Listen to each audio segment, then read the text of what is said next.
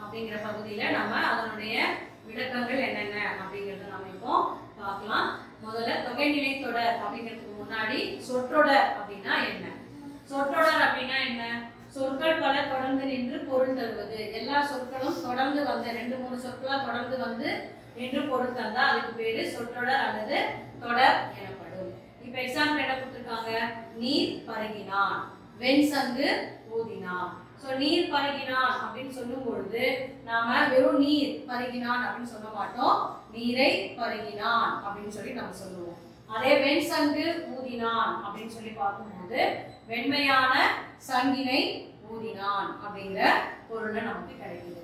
இப்போ தொகைநிலை தொடர் அப்படின்னா என்ன? இப்ப நம்ம சொற்கள் தொடர்ந்து நின்று பொருள் தருவதற்கு பேரு சொற்றொடர் தொடர் அப்படிங்கறத நம்ம பார்த்தாச்சு. ஆனா வந்து இப்ப தொகைநிலை தொடர், தொகை அப்படின்னா என்ன அர்த்தம் அப்படின்னு பாத்தீங்கன்னா, தொகை என்றால் மறைந்து, அதாவது தொக்கி மறைந்து அப்படின்னு சொல்லலாம். மறைந்து நின்று பொருள் தரக்கூடியது. என்னென்ன? பெயர் சொல்லோடு வினைச்சொல், பெயர் சொல்லும், அதாவது ஒரு பெயர் சொல்லோடு வினை சொல்லோ இல்ல ஒரு பெயர் சொல்லோடு பெயர் சொல்லோ சேரக்கூடிய தொடரின் இடையில் வேற்றுமை உறுப்புகள், வினை, பண்பு முதலியவற்றின் உறுப்புகள் மறைந்து 2 அல்லது அதற்கு மேற்பட்ட சொற்கள் ஒரு சொல் போல் இருக்குமானால் அதை தொகைநிலை தொடர் அப்படின்னு சொல்றாங்க. எக்ஸாம்பிள் பாத்தீங்கன்னா கரும்பு தின்றான், கரும்பு தின்றான் அப்படின்னு சொல்லும் பொழுது கரும்பை தின்றான் அப்படின்னு நம்ம சொல்லுவோம். அதாவது 2 சொற்களுக்கு இடையே. இப்ப கரும்பு அப்படிங்கிறது பாத்தீங்கன்னா பெயர் சொல், தின்றான் அப்படிங்கிறது பாத்தீங்கன்னா வினைச்சொல். அப்போ பெயர் சொல்லோடு வினைச்சொல் சேரும் பொழுது இடையில உறுப்புகள் மறைந்து வருது. உறுப்புகளோ சொற்களோ மறைந்து வந்தால் அதுக்கு பேர் தான் என்னது? தொகைநிலை தொடர் அப்படின்னு சொல்றாங்க. அந்த மாதிரி என்னென்ன உறுப்புகள் என்னென்ன சொற்கள் மறைந்து வரும் அப்படிங்கறத அவங்க என்ன பண்ணிட்டாங்க அப்படின்னா வகைகளாக பிரிச்சுட்டாங்க. அப்போ தொகைநிலை தொடர் எத்தனை வகைப்படும்? தொகைநிலை தொடர் எத்தனை வகைப்படும்? எத்தனை வகைப்படும் தொகைநிலை தொடர்? 6 வகைப்படும். எத்தனை வகைப்படும்? 6 வகைப்படும். அது என்னென்ன? வேற்றுமை தொகை, வினை தொகை, பண்பு தொகை, உவமை தொகை, உம்மை தொகை, அன்மொழி தொகை. வேற்றுமை தொகை, வினை தொகை, பண்பு தொகை, உவமை தொகை, உம்மை தொகை, அன்மொழி தொகை. சரி, இப்போ இதுல நம்ம ஒண்ணொண்ணா இன்னைக்கு பார்க்கலாம். வேற்றுமை தொகை அப்படின்னா என்ன? வேற்றுமை உறுப்புகள், அதாவது ஒரு தொடர்ல வேற்றுமை உறுப்புகள். வேற்றுமை உறுப்புகள் என்னென்ன? ஐ, ஆல், பூ, இன், அது, கண். ஐ, ஆல், பூ, இன், அது, கண். மறைந்து வந்து பொருள் நடத்துவது வேற்றுமை தொகை. எக்ஸாம்பிள் என்ன கொடுத்துருக்காங்க? மதுரை சென்றார். மதுரை சென்றார் சொல்லுவோமா? மதுரைக்கு சென்றார். அப்போ அந்த பூ அப்படிங்கிற அந்த உருவு இந்த பெயர் சொல்லுக்குள்ள பின்னாடி வருவதனால இது வேற்றுமை தொகை அப்படின்னு சொல்லி சொல்றாங்க. இன்னும் வந்து வேற எக்ஸாம்பிள் என்ன இருக்கு அப்படின்னு பார்க்கலாம். 6 வேற்றுமை, அதாவது 8 வேற்றுமை இருக்கு. அதுல முதல் வேற்றுமைக்கும் 8ஆம் வேற்றுமைக்கும் உறுப்புகள் கிடையாது. இப்போ இங்க முதல் வேற்றுமைக்கும் கொடுத்திருக்காங்க நம்பி கண்டான் அப்படின்னு ஒரு சொல்ல கொடுத்தாச்சு. அது முதல் வேற்றுமை.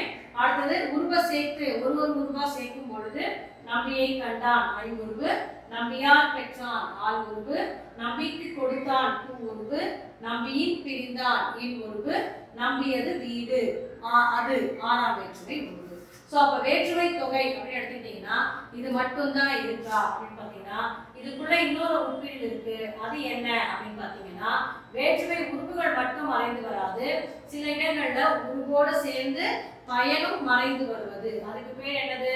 உருவும் பயனும் உடன் தொக்க தொகை அப்படின்னு சொல்றாங்க. அதாவது ஒரு தொடர்ல வேற்றுமை உருவும் அதனுடைய பொருளை விளக்கக்கூடிய பயன் ரெண்டுமே மறைஞ்சு வந்தா அதுக்கு பேரு வேற்றுமை உருவும் பயனும் உடன் தொக்க தொகை அப்படின்னு சொல்றாங்க. எடுத்துக்காட்டு பாத்தீங்கன்னா தேர்ப்பாகன், தேரை பாகன். இப்ப நம்ம உருவ சேர்த்துட்டோம் அப்படின்னா ஐ உருவ மட்டும் சேர்த்தோம் அப்படின்னா தேரை பாகன் அப்படின்னு வரும். அது வந்து கரெக்டான முழுமையான ஒரு சொற்றொடர் கிடையாது. அதனால என்ன பண்றாங்க?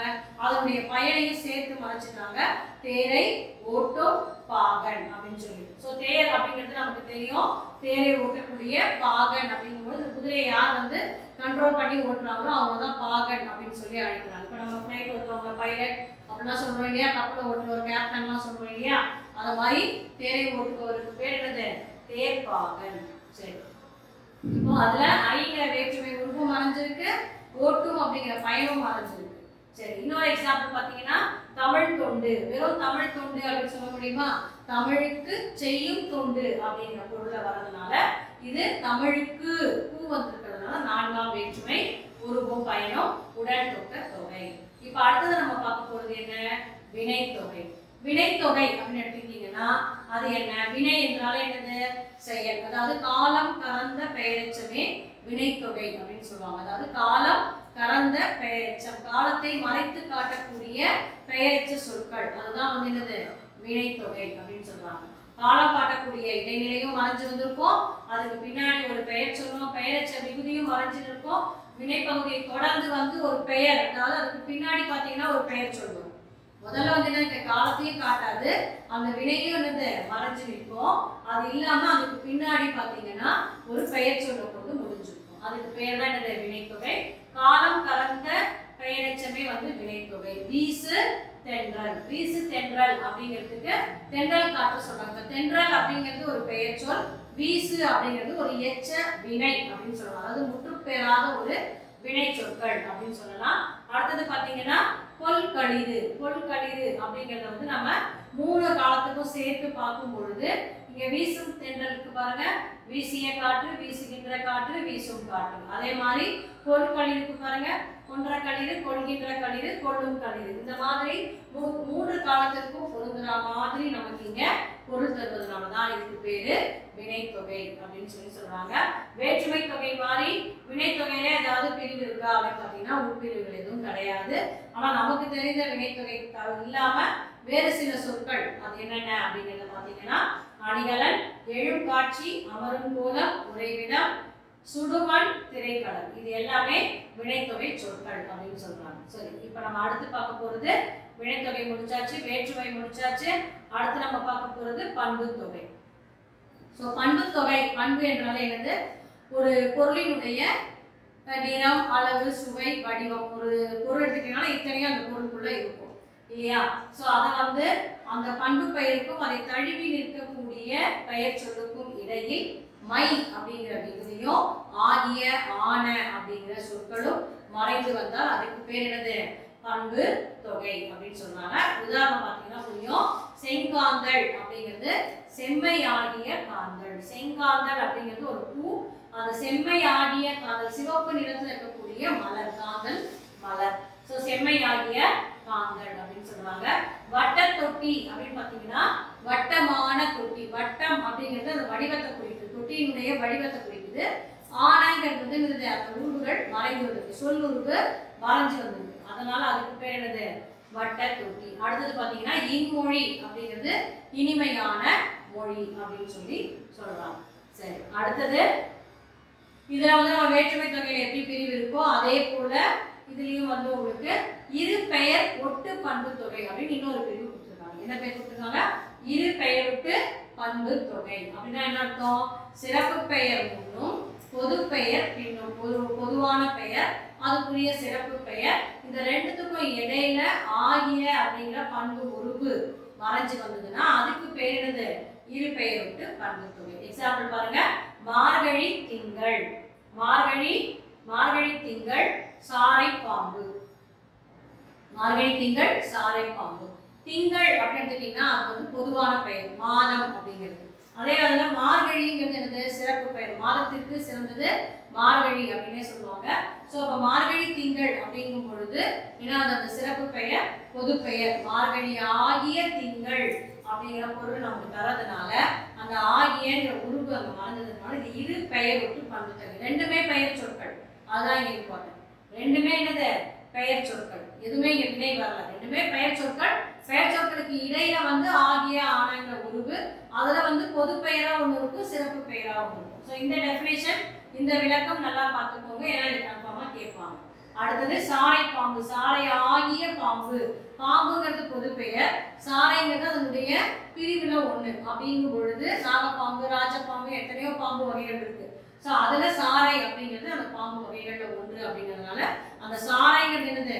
சிறப்பு பெயராக நமக்கு இங்க இருக்கு. அதனால இது சாரை ஆகிய பாம்பு அப்படின்னு சொல்றாங்க. அதே மாதிரி இது இல்லாம இன்னும் வேற என்ன பண்பு தொகை சொற்கள் இருக்கு எடுத்துக்காட்டா அப்படின்னு பாத்தீங்கன்னா முதுமொழி, நன்தமிழ், நன்னிலை, புத்துயிர், நற்பண்பு, தீஞ்சுவை, முதுமக்கள், பெருநீர், பழந்தமிழர் இப்படிங்கிற மாதிரி ஒரு எக்ஸ்ட்ராவா வந்து பண்பு தொகை சொற்கள் நமக்கு இருக்குதுங்க. சரி, இப்ப அடுத்தது நம்ம பார்க்க போறது வேற்றுமை தொகை பார்த்தாச்சு, வினை தொகை பார்த்தாச்சு, பண்பு தொகை பார்த்தாச்சு. இப்போ அடுத்து நம்ம பார்க்க போறது உவமை தொகை. ஸோ உவமை தொகை அப்படின்னா என்ன அப்படின்னு பார்த்தீங்கன்னா, உவமைக்கும் பொருளுக்கும் இடையில் போல அப்படிங்கிறத உவம உறுப்பு. உவம உறுப்பு வந்து மறைந்து வருவது உவமை தொகை எனப்படும். இங்க என்ன கொடுத்துருக்காங்க எக்ஸாம்பிள், மலர் கை. மலர் கை அப்படின்னா என்ன அர்த்தம்? மலர் போன்ற கை. அது வந்து ஒரு பிக்சர் பாருங்க. நம்மளுடைய கைகள் வந்து மலர் போல மென்மையாக இருக்கின்றது அப்படிங்கிறதுக்கான ஒரு உவமை. மலர் அப்படிங்கிறது உவமை. உவமேயம்ங்கிறது பொருளை குறிக்கக்கூடியது. அது கை அப்படிங்கிறது பொருள். அப்போ உவமைக்கும் உவமேயத்திற்கும் இடையில் உவம உருவு மறைந்து வந்தால் அது வந்து உங்களுக்கு என்னது? உவமை தொகை. இதே மாதிரி வேறு என்ன உவமை தொகை சொற்கள் இருக்கு இதுல இல்லாதது அப்படின்னு பார்த்தீங்கன்னா, முத்து மழை, முத்து போன்ற மழை. பேய் மழை, பேய் போன்ற மழை. கார்மேக கவிஞர், கார்மேகம் போன்ற கவிஞர் அப்படிங்கிற மாதிரி இந்த உவமை தொகையை கொடுத்திருக்காங்க. இப்ப அடுத்து நம்ம பார்க்க போறது என்ன அப்படின்னு பாத்தீங்கன்னா,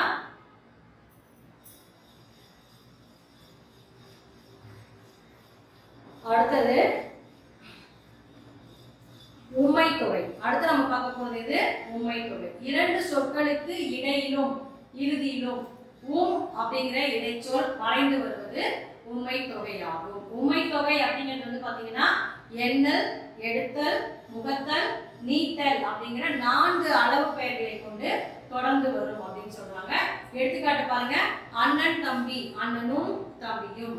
தாய் சேய், தாயும் சேயும். அப்ப அந்த விகுதி இங்க நமக்கு என்ன ஆகுது? மறைந்து வருகிறது.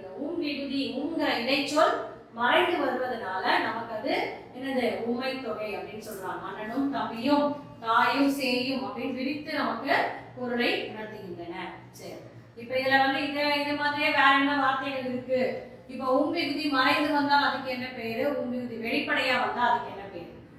விகுதி மறைந்து வந்தால் அண்ணன் தம்பி, தாய் சேய், 1 2, கபில பரணர், நேற்று இன்று, நீர் நெருப்பு, இரவு பகல், சேரர் சோழ பாண்டியர். சேரரும் சோழரும் பாண்டியரும் விகுதி மறைஞ்சு வரும்.